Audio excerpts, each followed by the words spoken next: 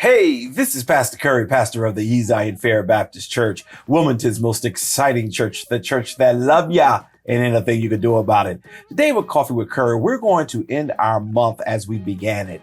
We're going to talk about breast cancer. For the whole month, we've tried our best to just really share various aspects, share testimonies, share some of the devastations that even occur with the lack of knowledge that we tend to have when we don't pay attention to our personal health and our personal care.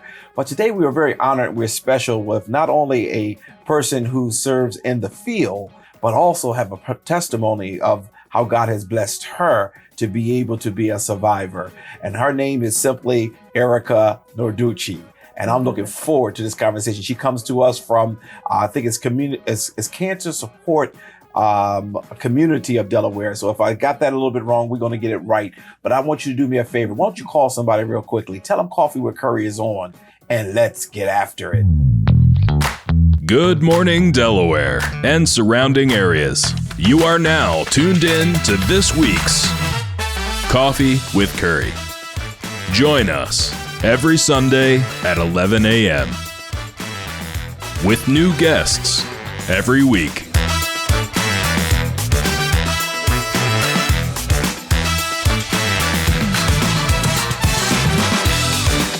So grab your cup of coffee and join us on Coffee with Curry. And we're back. Well, Miss Narducci, I am so grateful that you're with us today, that we're celebrating, as they say, or highlighting this whole breast cancer awareness, because it's important for people to know what's going on with it and with themselves. And we have been getting some very strong feedback of gratitude of bringing in so many people. So first, let me just say welcome to the Coffee with Curry show. Thank you.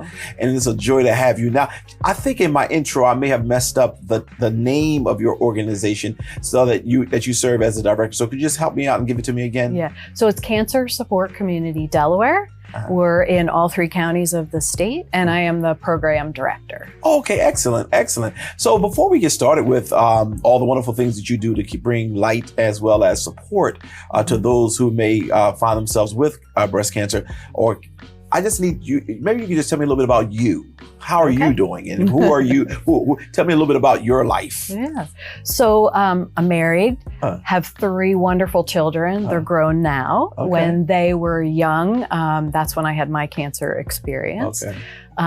So they kind of grew up with a mom, going through a journey. But my oldest, his name is Lorenzo. They all have great Italian names, just like my last name, Lorenzo. And then I have an Antonio, and then I have an Amelia. Okay. So when they were young, I was diagnosed with breast cancer at the young age of 40. And went through a difficult battle, but it really changed the trajectory of my life, and that's why I'm here today and doing what I do. Yeah. Now you told us about your 3 wonderful children. Now, are they still around, home, or out in the world? So my oldest, Lorenzo, he is an aerospace engineer. Works for NASA down in Northern Virginia area. My son Antonio, he goes by Tony. He works up in Westchester, PA, as a tattoo artist. I know some friends who will love him. Yes, and he does breast cancer tattoos as well as anything else you would like. And then my daughter Amelia, we have the artistic gene in our family. She is a graphic designer and works doing signs and car wraps and other exciting things like that. So she's a recent grad from Temple University. So we're very thankful we made it through the 3 colleges and the 3 kids, and they're almost independent and out of the house. Yeah, so you can really enjoy your life. So let's talk a little bit about your husband. How is he? He's wonderful. He's worked for Boeing, the Boeing company, for a long time. Also an aerospace engineer. That's kind of where the first one came from, I think, chip off the old block there. But has been just a wonderful supporter of me through everything. And in this kind of change in life direction that happened because of the cancer, and then deciding to go back to school and become get a Master of Social Work. So. Yeah, and this wasn't really one of the questions I was going to ask you, but when you just shared what you just shared, it just popped in my head. How important was it for you to have a supportive spouse? Probably more important than I realized at the time. He was just supportive in when I needed him to come with me to appointments. Sometimes I needed him to just take care of the kids so I could be by myself.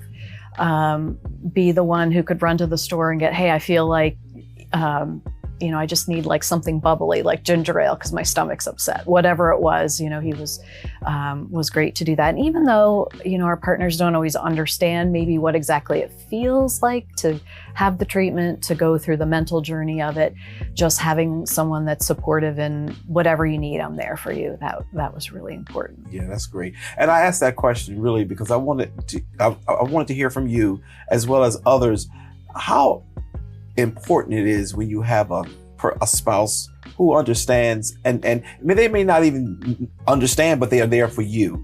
Right. And I think that was so very much critical. Do you believe that help with your healing process as well? Absolutely. Yeah. To know someone loves and cares about you, not just my spouse, but extended family and friends as well. And like you said, they don't understand exactly maybe what you're feeling, but the fact that they want to be there for you in the best way that they can. Absolutely. Is really important. Absolutely. When did you find out that you, and how, that you had breast cancer? So I felt a lump and I had, not yet been of age to have a mammogram and do screenings.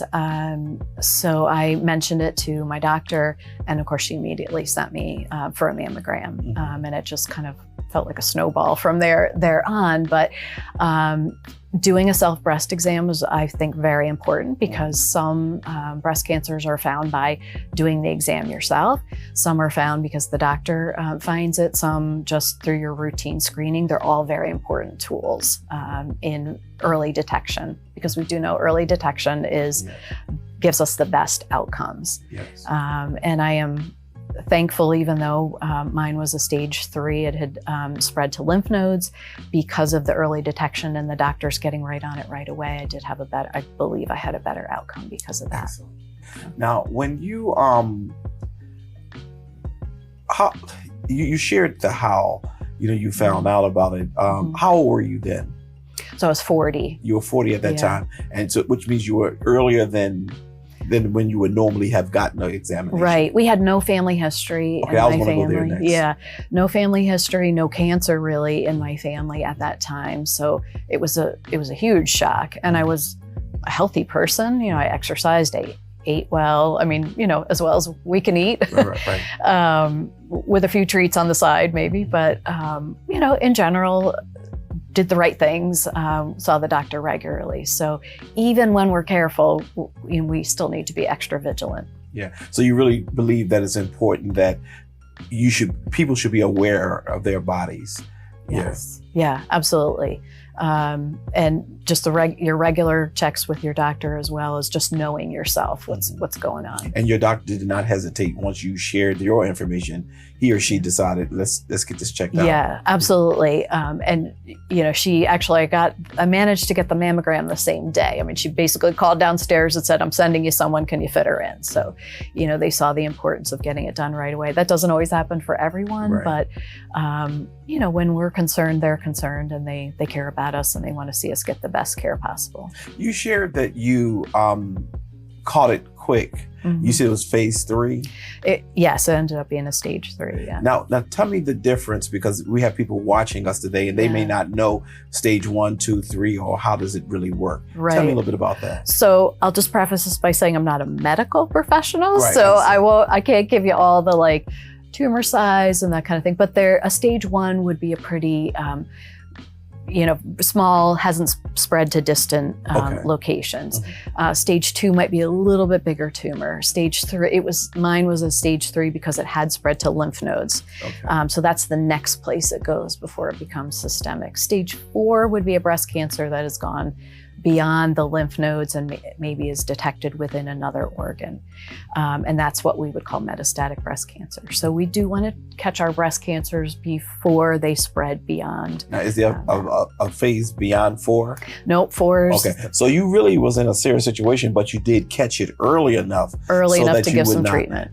Which I want to continue to emphasize to those of you who are watching us today, that it's important that you do the self-exams, that you know your body, While you just shared that you're not a doctor, and thank you for qualifying that, because I don't want anybody to say that she was the doctor who was on the show, but you qualified it. You lived through it though. You lived through this, but the one thing that I think every person who has been with us shared, you must self-exam. When something is unusual, get it checked. Yes. And even I'll share my sister, who's 6 years younger than me, because of my experience. She had never really thought I need to check myself, and she started to do self-breast exams as regularly as possible, monthly at least. It's easy when you're in the shower to do it, you're washing yourself anyway. And she did on 2 different occasions find something that was, kind of seemed like maybe this is a lump. Both times, thank the Lord, it was nothing. But it's important, even when you are not sure, to get it checked out. That's right. That's right.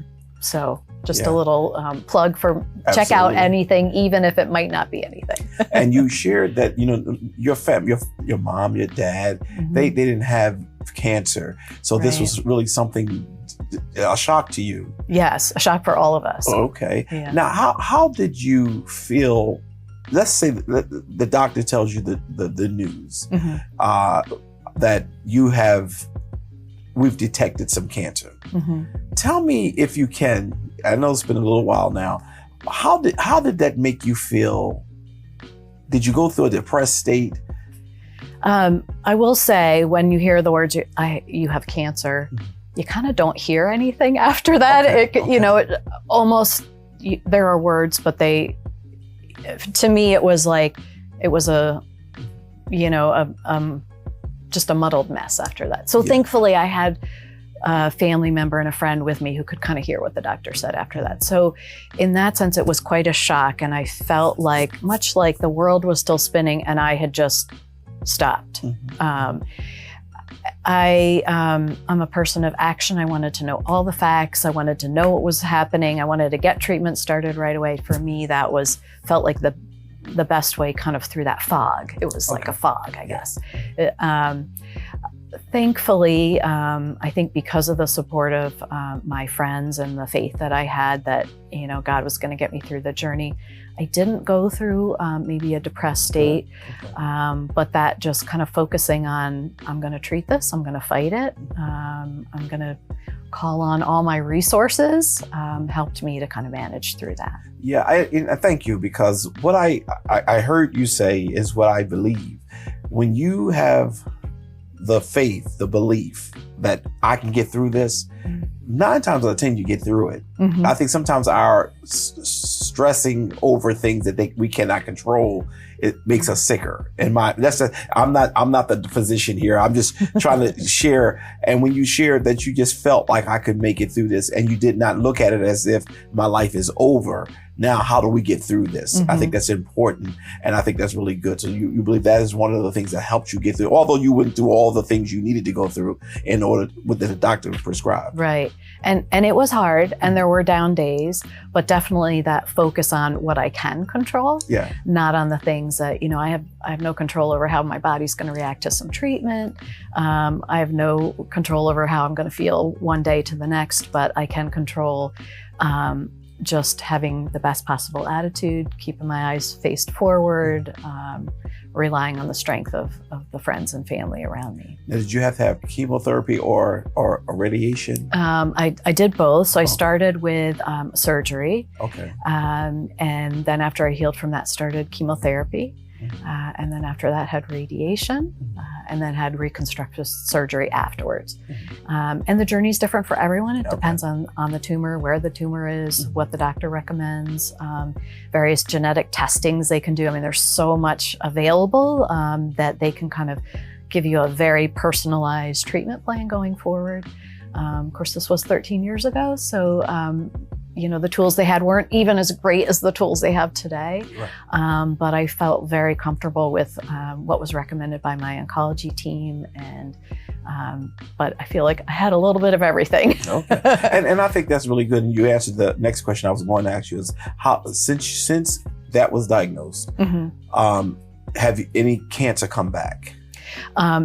No, so since then I've done great. Okay. I was on an oral medication for quite a while Okay. that I think like 10, 12 years that I did very well with. Okay. So still very vigilant, go once a year for blood work and screening with my oncologist. So that's another important piece of the journey, is not just our screenings before to find out if we have cancer, but remaining vigilant after with things as well in our follow-ups. Yeah. For those of you who are watching us, please remember some of the comments I made over the last couple of weeks.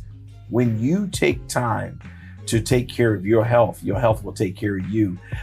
Miss Erika is very much a witness to the fact that she took control. In essence, you really took control of your own fate, and you decided that I'm going to live and not die. I'm going to live, and your children got an opportunity to see mom. I can't wait. Do you have any grandchildren yet?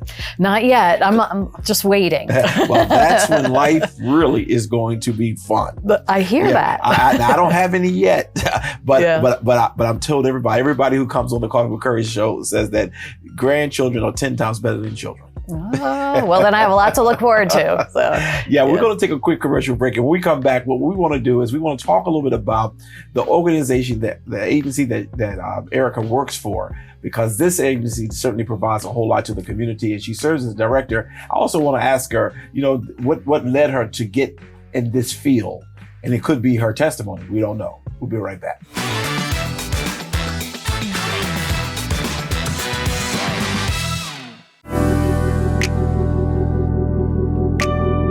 Join us at 9 a.m. on Facebook Live every Sunday by typing Zion Fair Baptist Church. Jesus felt what you're feeling, but he did not sin. Am I in the word? Have one who has been tempted in every way, just as we are, yet he did not sin. We are Wilmington's most exciting church.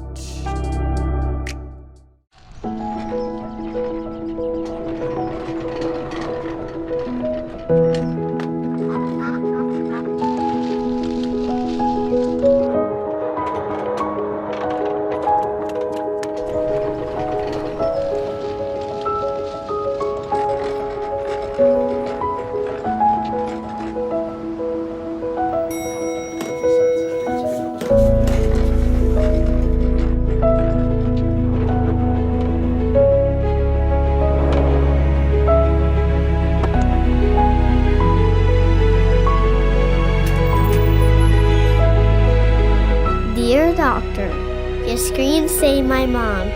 You can keep my screens now.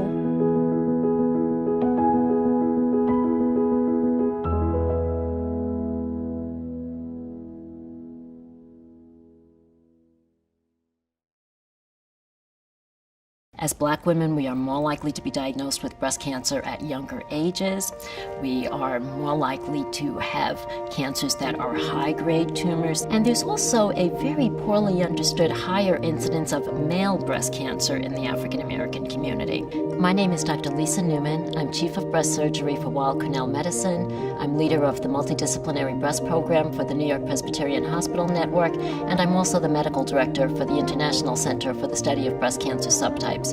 We do need to pay attention to social determinants of health and inadequate care. But when it comes to a diagnosis of breast cancer, race is also associated with genetic patterns related to our ancestral background. As we learn more about the genetic factors that cause these biologically aggressive tumors, this is going to be important for women around the world because it's going to lead to better prevention, better detection, and hopefully complete eradication of this disease.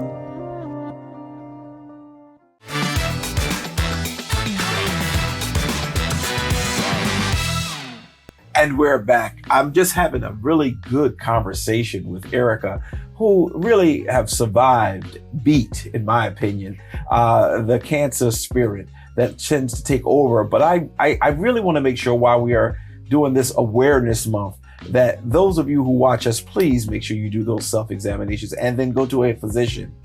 And please make sure you take their advice. One of the things I've noticed, Erika, is that a lot of people, they don't want to know. They don't want to know, which is one of the most devastating and disheartening things, because you shared, because you found out, you were able to deal with it early. Not to know they believe it'll go away. Unfortunately, it does not go away. And the good news is there's so many wonderful treatments and ways through medically, and there's also a lot of support emotionally out there for you as you go through the journey. So we encourage you to just face it head on and take control of it, not let it control you. Right. Which, speaking now, let's talk a little bit about the organization that you serve as the program director for. And I just want to tell us a little bit about it and what you all provide. Okay. So just to give a little personal how I ended up there, which will help me explain what we do a little better, is so going through my journey, which I shared, afterwards, part of the healing for me was volunteering for various breast cancer organizations, whether it was doing a walk, talking to other survivors or people just diagnosed. And I thought, I'm actually kind of good at this. My kids are getting a little older, heading off to college. What do I want to do in this next phase of my life? And a very astute friend said to me, I think you'd make a great social worker. And so I looked into going back for a master's of social work. So I completed that. I did an internship at this great organization called Cancer Support Community Delaware. And while I was there, I thought this would be like the dream job for me to work at this organization. And as it happened, the current program director at that time when I was interning was getting ready to retire. So they asked me if I would come on and consider coming and being the program director when he left. So after graduation, that's exactly what I did. So I started just a little over 4 years ago. Just a few months into that job, we had the pandemic, so the job changed a little bit. But I'll talk more about that later and what our services look like kind of post-COVID. But we are an organization that's been in Delaware for 27 years. Okay. We are part of a national organization who has affiliates all across the U.S. There was a woman here in Delaware in 1990. She was diagnosed with cancer. She heard about this organization at the time it was called the Wellness Community. And she and her friends got together, said, I think we need to start one of these here.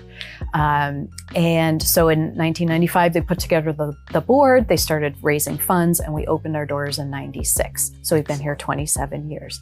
And the format of our programming has been the very same since the very beginning.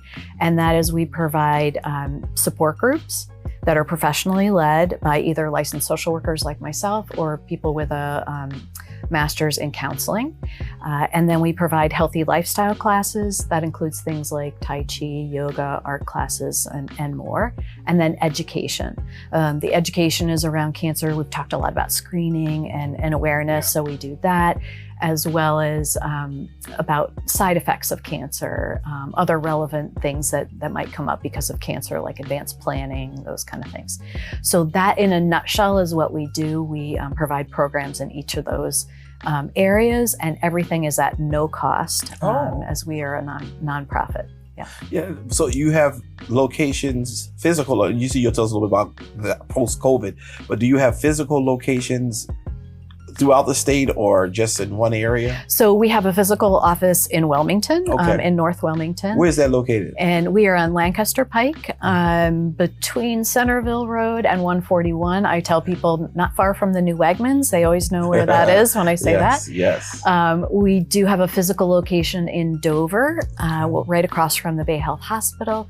And then in Rehoboth Beach, we're in the Tunnel Cancer Center. Okay, so each county you have. So each county, and then we also have a small location. It's not really an office, it's just a room where we do some programs on Tuesday in Middletown. Okay. And that office provides yoga and a Tai Chi on Tuesdays. Okay, excellent. So if it's more for support. Well, first you said it was free. Let's stop there for a second for those who are watching. So if I'm interested in getting some additional support, how would I who do I call? Yeah. So you could call us. You could go to our website. We do have a participant information sheet you can fill out on our website. We're going to give that information in a minute. And then I will reach out to you directly. If you're downstate, my program manager, Kate, might be the one to reach out to you. But then we just have a conversation and say, ask you, what kind of support are you looking for? Because we do offer a lot, and not everything is for everyone. So I try to help you figure out what would be best for you. Do you need a weekly support group? Are you looking for a cancer-specific monthly group? We do have a breast cancer group that meets monthly and a metastatic breast cancer group that meets monthly. And some people need maybe both. They need a weekly support group, they need a monthly support group. Maybe they just like to come and do some yoga classes. Maybe our poetry and writing class is something more that they would be looking for. Now, is all of this on your website? So everything is on the website, and it is cancersupportdelaware.org. All right, and it should be on the screen at this time. Yeah. And say that again for me one more time. Cancersupportdelaware.org. Now I can hear our seniors saying, I don't go on the website. Do you have a phone number that maybe they can call? Absolutely, you can call. I love to talk to people on the phone too. 302-995-2850, and just ask for Erika. Okay. Now you talked in general about the different services that you all provide. What I love about your organization is not just limited to breast cancer, it's cancer in general. Right. And your goal is to support people who are going through that journey. Exactly. So like our weekly groups would be, are open to any cancers. Okay. And we find that the emotional journey is very similar, and sometimes even, the treatments can be similar and the side effects. So, and someone who's going through a cancer journey or been through a cancer journey, no matter what cancer it is, they can understand and relate to each other in a way that no one else can. And I talked earlier about my family and how supportive they were, but they didn't understand in the same way that another patient does. And that's really what we provide in these groups, whether it's a class or a support group. You're with others that are really understanding you in a deep and different way. Yeah. One of our guests we had on talked, because while you were speaking, I don't want men to feel like, well, where do I go? Because there are men who have, whether it be cancer, but there are also men who have breast cancer. And is it only for women support, or is it in general? It is for men and women. Okay. And we have several men actually in my weekly group, one of the weekly groups that I run, and they are so thankful to have other men there that understand the journey, because often it's more difficult to reach out. We're not as emotional beings sometimes as males, but it's just as important for them to kind of connect with other cancer patients and understand this emotional journey that they're on. Now, do you do outside support services, or do you all have your own team inside? So I am the only one as a full-time staff person that's doing the support. All the programs we run are done by professionals that they might be retired from their field, and they come back and work for us, or they might work full-time in another field like bereavement or even in the hospital and do groups for us. Same with our yoga instructors and the art teachers, that kind of thing. They come on and do the programs. Now, a lot of it is to make sure that people are in control of themselves. Is that what you really try to aim to do? Yes.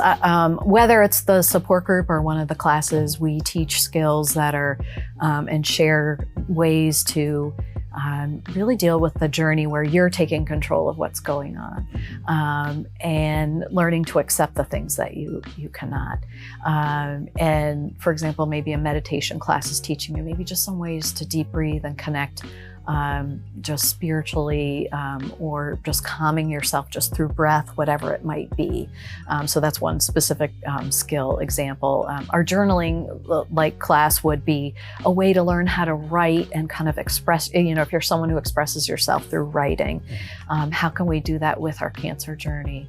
And find ways to reduce maybe the anxiety and stress of what's going on by writing about it, maybe by drawing about it. Right. Well, do you find that those who leave your program, do you find that they really have a sense of help? Absolutely. I think so. And I think they've learned skills that they can take into later life, but it's helped them through the journey. It's almost sad to hear you say people leave our program, because I get to know all the participants and just enjoy having them so much as we love to say they've graduated because they've gotten through their cancer journey and they're moving on. We do have others that stay with us longer, as long as they need to. And we love to just partner with them. We don't through just that say, journey. here's your 4 weeks, you have to leave. That's right. There's no limit, as long as you're still Okay. going through the journey, and even after. Okay. And this is something we don't talk about a lot, but sometimes after a cancer journey is when someone may come to us and say, I did fine going through treatment, but now I'm kind of a mess, emotionally. It's really hitting me now. That's not unusual either. And we can support them through that as well. Yeah. And would you be one who would testify that support is what gets you through a lot of the emotional side of cancer? Yes, absolutely. Yeah. And even if we think, I don't think I can talk about this, or it's going to be depressing to be in a group where everyone talks about cancer, we actually laugh a lot, and it's pretty, it can be yes, there are times when there are tears and there's sadness, but there's something about expressing that sadness and then being able to laugh about things together that really provides just amazing support and community. Much like you have in a church community, and you find support for each other.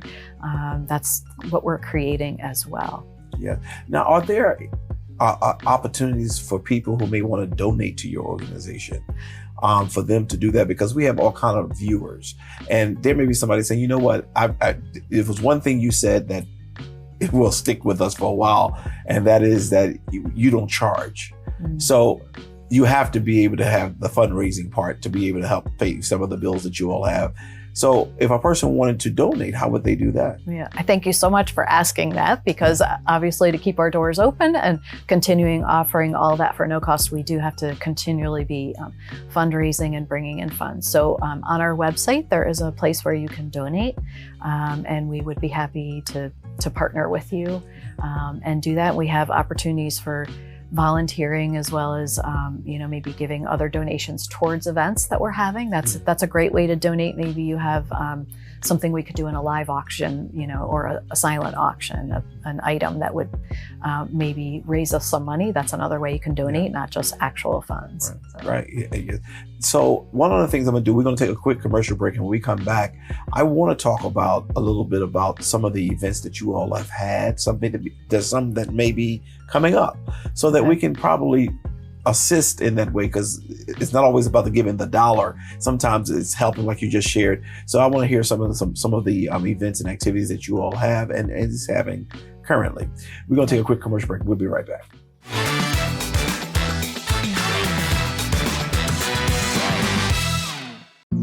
Jason, let's go see your room.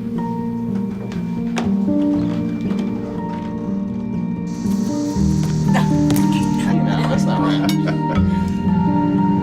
How is it good?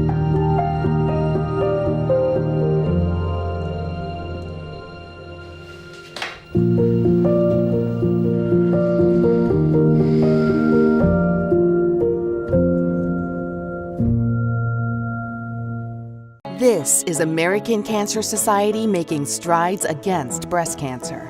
It's go mode time. Get ready to make some amazing strides. Since 1993, we've become the most impactful, the largest, the #1 breast cancer movement in the country. We are the movement, the hope, the future. For over 30 years, we've been celebrating the courage of survivors and thrivers. There are more than 3.8 million breast cancer survivors in the U.S. today. So we continue to unite communities across the nation to end breast cancer as we know it for everyone. But there are still more steps to take. Over 280,000 people were diagnosed in 2022. Now the shoe is on your foot. Ready, set, go. Be the movement. Sign up for the walk. Be the hope. Support a survivor. Be the future. Donate to help end breast cancer. Every sponsor, partner, and person moves us one step closer to ending breast cancer as we know it. Go mode activated. Sign up today.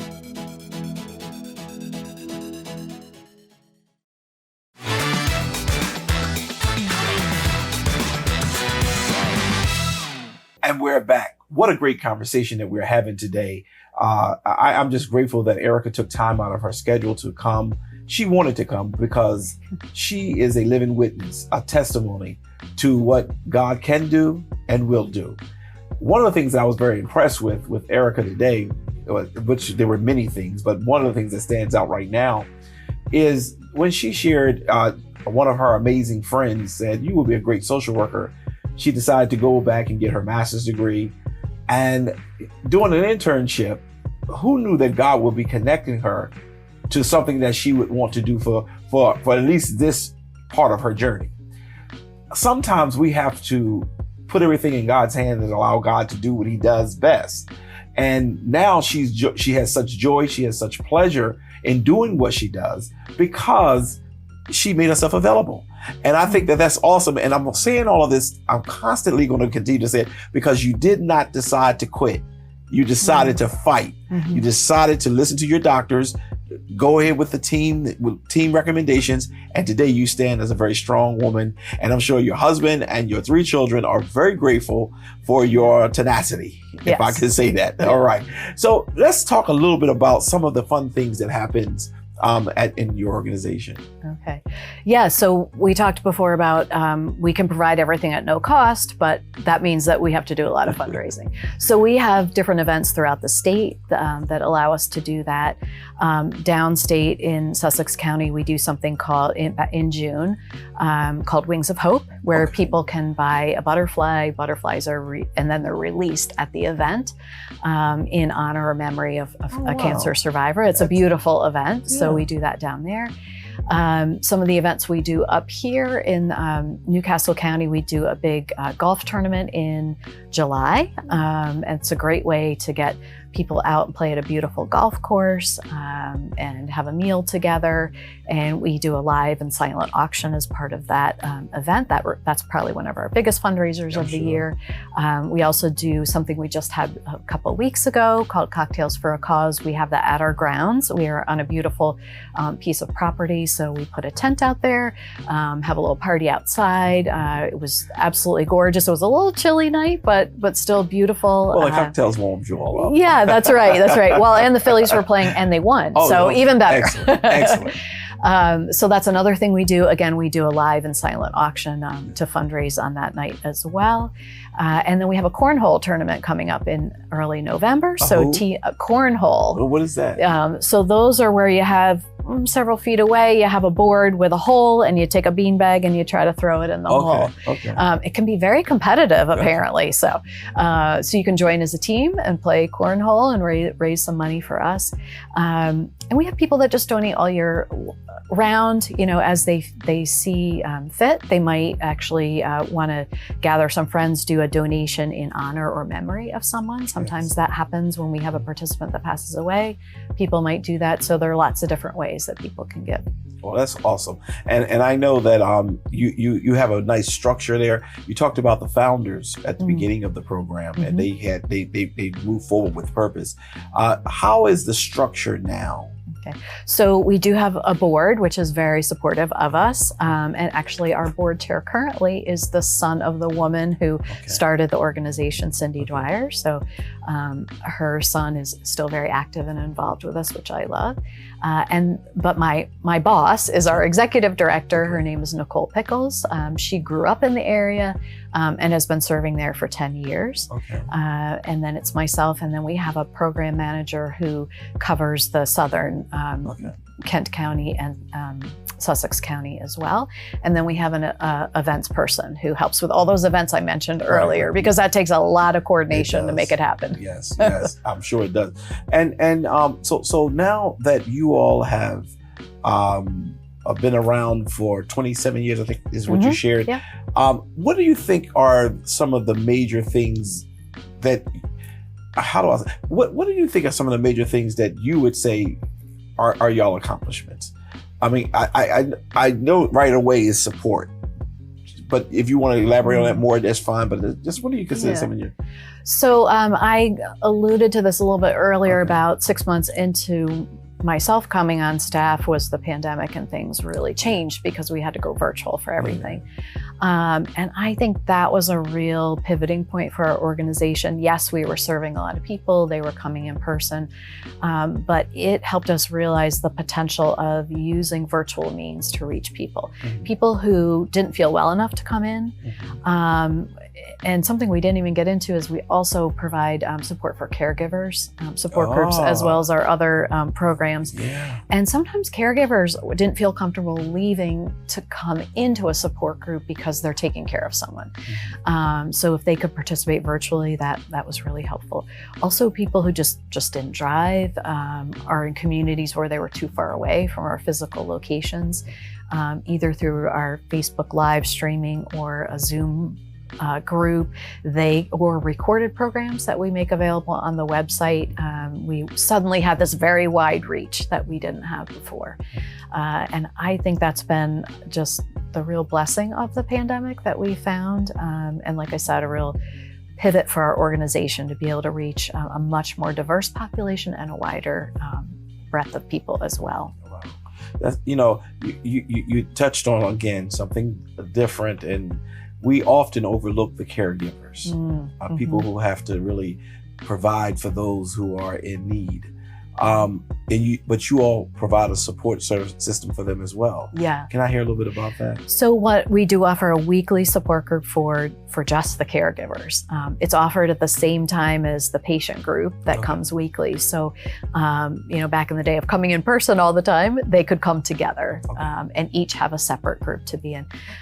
Because our caregivers do go through a journey themselves. Yes. Sometimes it can be frustrating for them. They can be kind of fed up with their loved one. They love them, but they can get tired of, maybe the demands, maybe just, they're still doing their own job, but now they've taken on maybe some other roles as well as caregivers. So the support group provides a place for them to talk with other people going through the same thing and really getting understanding and support through that, and maybe suggestions of ways to take care of themselves. Because they do need to take care of themselves, before they can take care of the other person as well. Yeah. What do you consider to be some of the greatest moments of working with those who are struggling and journeying with the cancer? Greatest moments? That's a tough question because there's a lot of little ones. Yeah. I can't think of any huge one off the top of my head, huge. Because I think you have such a joy in doing what you do. And as I'm listening to you, watching the trajectory of your life and how you have gone through and now landed yourself in the area to help others, I just keep hitting me. What do you consider the joy of doing what you do? Okay, so occasionally someone might drop me a little note or send an email and just say, this was really great. I love that program. Yes. This really supported me. And that always, of course, brings joy to my heart. But even just in, after running a support group myself and leaving, it fills me in a way that words can't even maybe express.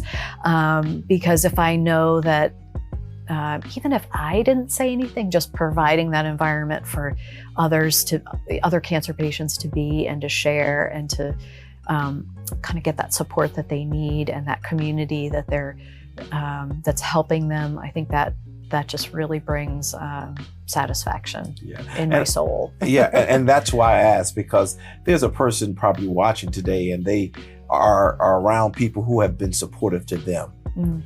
And sometimes people look for the big Disney World experience. But I was taught that if you do enough quality things, the big Disney World thing is just a moment. I'm just simply saying, you said if the note of thank you just gratifies your heart. Yeah. And I wanted somebody to hear that so that if they have someone who is really giving them support, just send a note. Sometimes we overlook the little things that really makes the big difference, is what I'm really trying to share. So it has been a true joy talking with you today. I'm sitting back and I'm just grateful because to see, one, that you have survived, you've beat the odds of cancer. You could have gone in a different direction, but you decided to live. And I think that's important. And those who watch our show, I want them to see that it's not a moment to get into a pity party. It's a moment to get your ducks in order and make it happen for yourself. And one of the things that you all do is you provide the support, the emotional support, so that those who are going through cancer, whether it be breast cancer or any cancer, that y'all are there for them. And I want to say on behalf of all of the persons who have experienced cancer in any kind of way, and all the people that you have touched, thank you. Thank you for what you do. Please make sure you go back and share with your executive director as well as your other programming director that we appreciate what you do. Because I know there are sometimes things get a little hard, things get a little stressful because people don't get it, or because things just not going the way you feel it should go in the field at the time. But just know what you do matter, and we appreciate y'all so very much. Well, thank you. And thank you for having me and letting me share my story. As you can tell, I love to talk about myself and even more about what we do. Yes. No, you share, I sense that you share truth and your heart. And sometimes people need to hear that, because it's one thing to hear it from a doctor that you should do A, B, C, and D, but a person who's lived through it and have come out of it, it's so critical and it's needed for this time. John Dewey, who was an educator, he said that people learn as they do. And most people learn that they need to get self-exam from a person who found that they had cancer by self-exam. So I think that examination rather. So I think that this has been wonderful. Thank you so very much. Now I'm gonna give you a moment to share anything you want to share to encourage some soul, some person who's on the edge and saying, I don't want to do this, I don't want to do that. But I want you to share whatever you want to share with them that you so desire. So I don't want you to think that if you go to a cancer support group, whether it's a group or one of our classes, that it's going to be depressing because you're going to be with all these people who have cancer. I think I said before, there's a lot of laughter, fulfillment, and really the hardest thing is the first step to come and say, hey, I need a little support. Can you help guide me to, some where you can help me? And so I encourage you just to reach out, number one, and be encouraged by the support that is out there. Thank you. Well, we thank you. And one more time, if you can give us your your website and phone number, that will help us to be able to go off with us understanding that there is help out there for us. Okay. So cancersupportdelaware.org is our website. And on the website, you can find our programming page and all sorts of information on there. Also on the main page, you can find the donate button. We talked about that one too. And then the phone number, 302-995-2850. Excellent. Ms. Narducci. Did I say it right that time? Narducci, yes. Ner. I forgot the ner. All right. Well, that's why I love Erika today. But Erika, I thank you so very much for taking the time to be with us today. You have helped somebody's life. We don't always know who we're helping, but we always want to provide the information. We thank you so very much, and I hope and trust that you'll come back and visit us again. And don't let this be the last. And if ever we can do anything with the Coffee with Curry show to support programs and events that you all haven't, give us a call, and we want to be supportive. All right. Thank you so much. Thank you. All right. God bless. We'll be right back.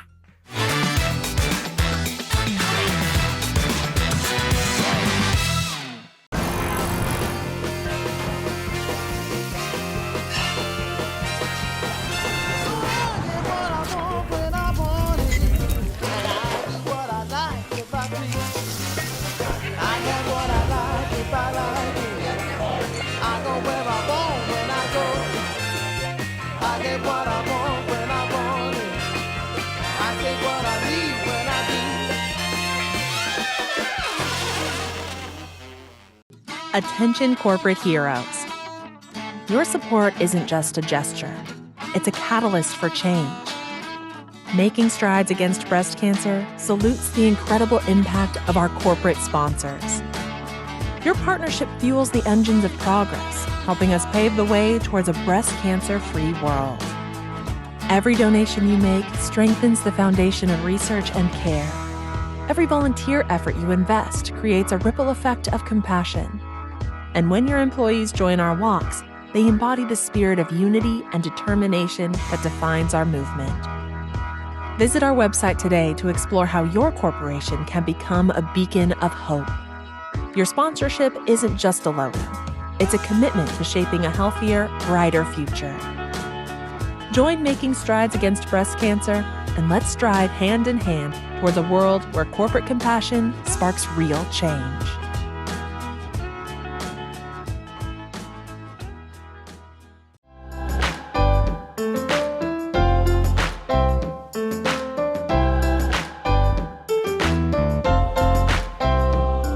Tune in at 8 a.m.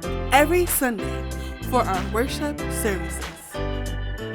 Join us at 9 a.m. on YouTube and Facebook Live by typing Zion Fair Baptist Church.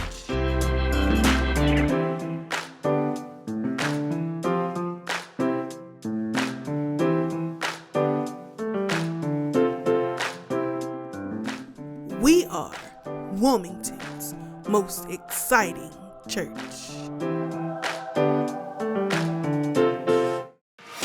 News all across the nation. Wilmington's latest headlines. Advocating for change in the community with Dr. C.T. Curry, Kobe Owens, and Shanae Darby. Tune in to The Source every Sunday at 5 p.m.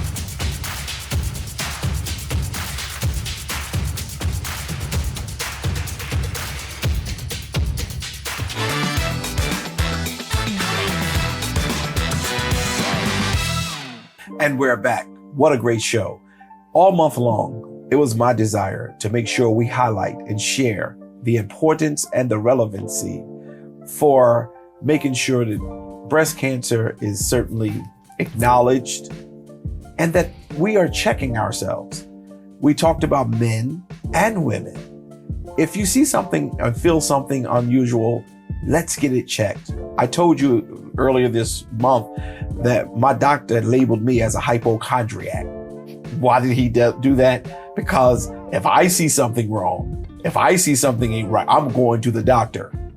You live longer when you love yourself enough to get the professional's opinion on what is happening with your body. I shared this at the beginning of the month, and I want to share it one more time. I am a pastor of a church here in Wilmington. The parishioners that I serve trust that God gives me the word to be able to help them in their lives. God ordained me, but God also ordained the doctor. Do not believe that your physician is not of God. Just as I went to school to learn more and to become stronger in the voice of God, so did they. And modern science have really come a long way. Back in the day, the old church didn't believe that the doctor had much sense. They were too much worldly. We live longer when we utilize the things that God has given us. He's given us pastors. He's given us physicians. He's given us nurses. He's given us all these things. If you are sick and the doctor shares with you that there's things you need to do in order to get better, please be obedient. The Bible says obedience is better than sacrifice. Until the next time we get together, may the Lord God bless you real good. Thank you for watching this episode of Coffee with Curry. Tune in next week, Sunday at 11 a.m.